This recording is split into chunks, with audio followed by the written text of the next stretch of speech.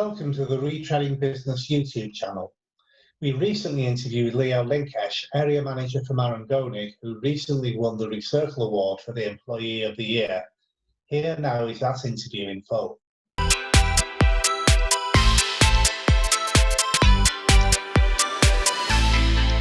Thanks, Richard. Our first interview today is with Linkesch, who is the winner of the Employee of the Year category. He's based in Brno in the Czech Republic and is an area manager for Marangoni. We've known Leo for a long time as he's been a regular contributor to Retreading Business for many years. So we're particularly delighted that his colleagues and customers have supported him in this award. Good afternoon, Leo. How are you today? Good afternoon, David. Thank you very much. I am well. There is a sunny day in Brno, so all is okay. Excellent. Well, firstly, congratulations on winning one of the inaugural Recircle Awards. We wanted to talk to you today about your career in the retreading industry, as well as about your views on the retreading market in general. So let's start by asking you how you found your way into the retreading industry and how you developed your expertise in the Ex-CIS States market. Thank you very much for this question, David. In fact, it was a coincidence. At the beginning of the 90s in Eastern Europe, where I live, there were many opportunities and many challenges when we were going from the command-oriented economy to the market economy. And to answer your question, my first, let's say, touch to retreading was when my school friend was going to a business trip to Italy, asking me to join. I was not knowing what does it mean retreading. He was telling me either, but at least you can speak to the people. So this was my first contact with retreading back early in the 90s. And just another example, we had a partner, our Czech or Czechoslovak by the time company, had a partner in Poland. We were doing business with cars. We were dealing with cars. And the Polish partner had another business, teapots. And he was telling me, well, maybe you are interested to distribute teapots in the Czech Republic. Well, tea is not so popular in Czechia like in Poland, but we were telling them, we were just buying a retreading plant in Italy. Maybe you would like to start retreading. And the owner, not knowing anything about retreading, was saying, why not? But teapots and retreading is not going well together. So the guy was saying, okay, maybe in Poland it's not working. But they had a guy in Ukraine. By that time, Ukraine was in a very bad shape. And the guy was happy to make his living selling teapots. But he was from automotive. He was an educated engineer. And when he recognized this opportunity, he was saying, okay, this could be interesting for us. So the first Czech, Polish, Ukrainian joint venture in retreading was born. Sometimes coincidences, but it was working like that. And during the time, I developed my expertise in this area. I already had experience in sales. I already knew a lot of countries in the area because it was possible to travel to East, but not to West. So I knew the East European countries. And step by step, this business and this knowledge was developed. Excellent. So tell us something about the historical developments of retreading in Eastern Europe. Well, retreading was known already in the 70s or in the 80s, but it was exclusively hot retreading, and frankly speaking, the quality and the image was not so good. Pre-cure or cold retreading, virtually nobody knew about this industry. It was coming early 90s, and it was coming more from west to the east, meaning to Czechoslovakia, this was coming earlier than to Ukraine. To Kazakhstan, it was coming a few years after, say step by step, these developments. And also sometimes coincidences. For example, the first retreading plant in Czechoslovakia by the time, I must say I was not involved, was because a guy working for the chemical industry was supplying chemicals to the recycling industry in Germany. And he was receiving a proposal. Maybe you would like to start a private business in retreading. And he started, and today is the biggest retreader in the Czech Republic. Václav Schubert was the name of this person. He died last year. So this was step-by-step developments. At the beginning, normally retreading was related to big fleets. When the fleets understood that there is a cost saving, they were thinking, let's start this business. But they were not believing that they will have regular and quality supply from somebody else. They were used from the past to have all under the control. So the former Softtransavto trucking companies in different countries started retreading. This mostly disappeared during the time. Now the business is related more to tire specialist and retreading specialist, and the fleets are understanding it's better to concentrate on their core business. So in the meantime, there were several ups and downs in different countries, depending on currencies, economy, politics, etc. Now we have in most of the countries quite established structure of retreading companies, which is obviously going through different changes during the time. Okay, thanks for that. Now, let's talk a little bit about the challenge posed by cheap new tyres from the East.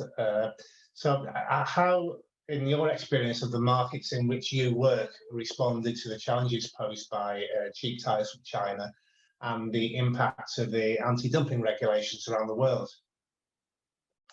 You're right. This is a big challenge for everybody in our industry. In my case, I would say that the countries are not the same. There are big differences between them. And speaking about the Chinese tires, I would divide the situation into three big groups. The first one is countries which are already in the European Union, say Hungary, Romania, Slovakia, the Baltic countries.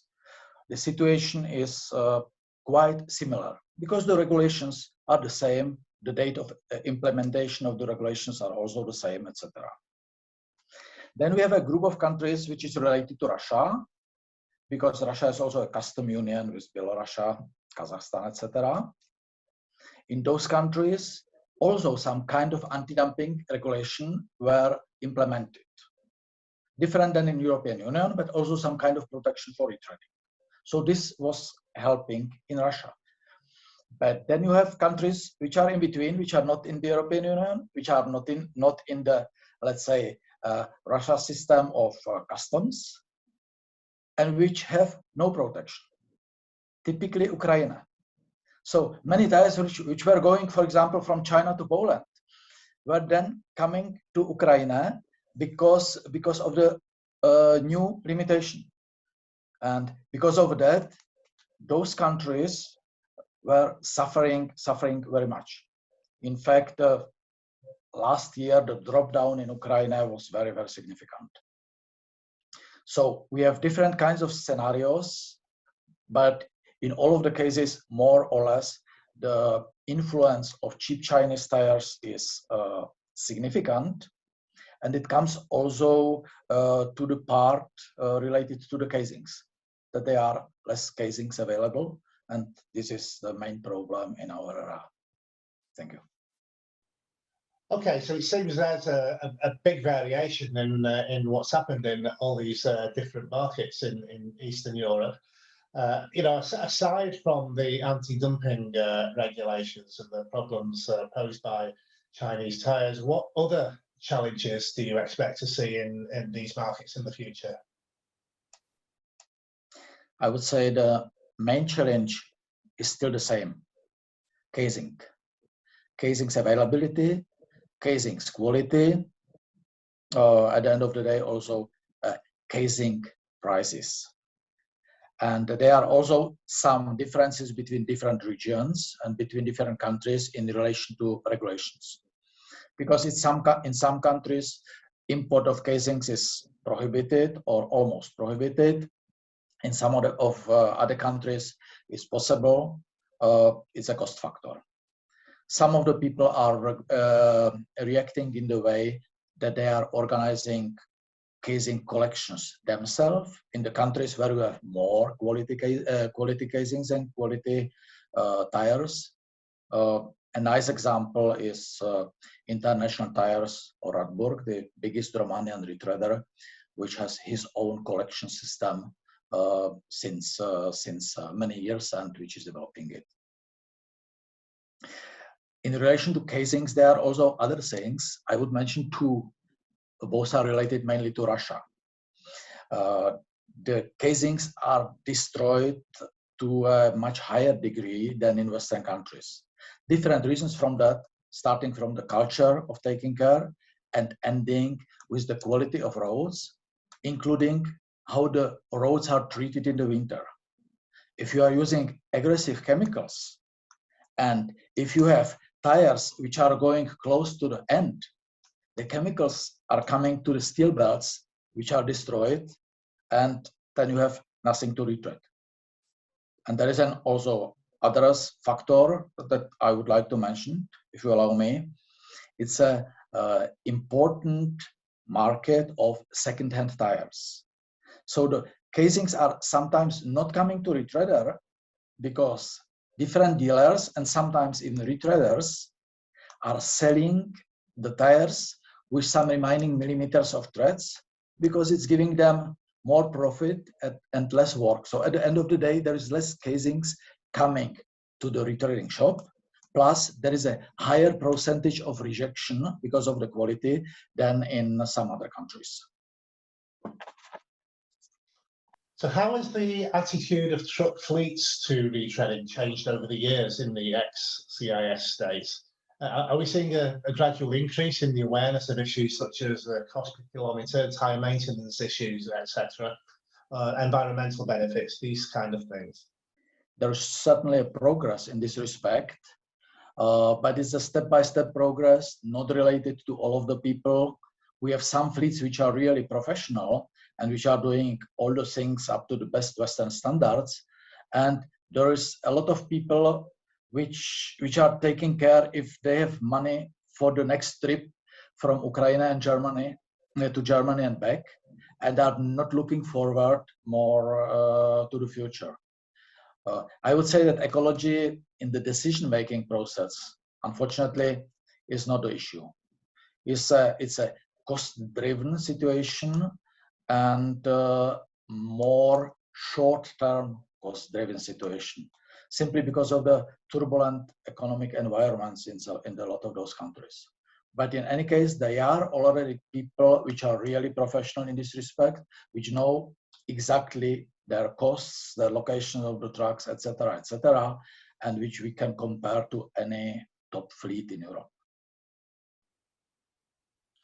So you talked earlier about how retreading developed in Czechia and Eastern Europe in the early part of your career. How would you say retreading has developed in your markets more recently? So what is the typical background of the retreaders that you work with, and how have they developed their markets? Mm-hmm.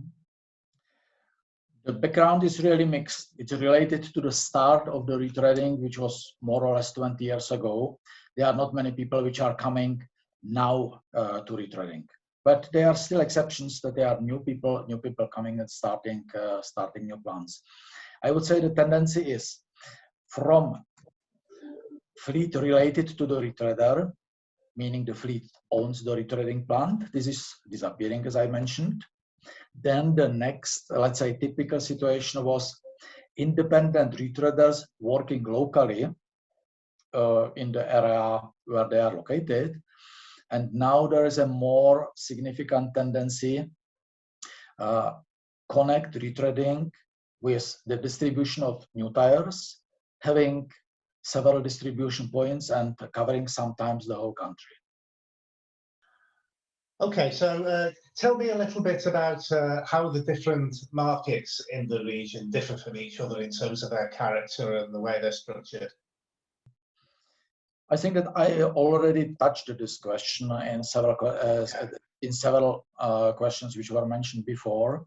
So significant differences in terms of culture, organizing the business, background of retreaders, availability of casings, to a certain degree also regulations, and what I was not mentioning till now, import issues, import and currency issues.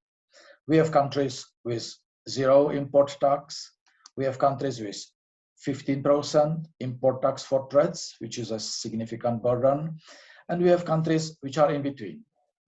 And then we have countries where you have all the movements of goods controlled by the government and by the statistics. And then you have other countries where you have a lot of, say, a gray economy situation, which is a part of the economy and which is influencing the retreading.